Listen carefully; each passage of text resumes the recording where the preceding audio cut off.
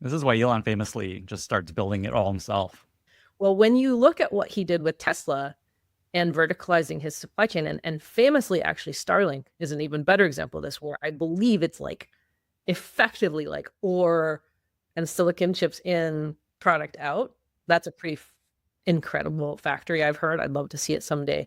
But this is where verticalization comes into play, because if you have verticalized and you have a lot of the components in-house, or you're building a lot of things in-house, you can actually adapt to supply chain shocks better.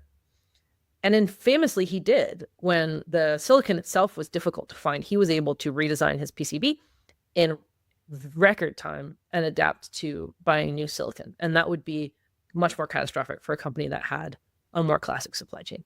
One of the big decisions that I imagine you have to make when you're designing a new piece of hardware is deciding between using this available stuff, available components that are out there cheap, versus, okay, we're going to do this something new.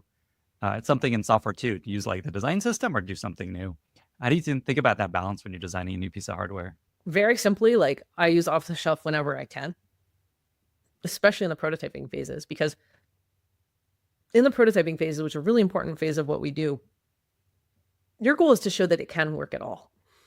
Like, can you get a thing working? So often it doesn't have to be the final pretty thing. It can be the ugly version. You can make an industrial design model of what the final thing is going to look like.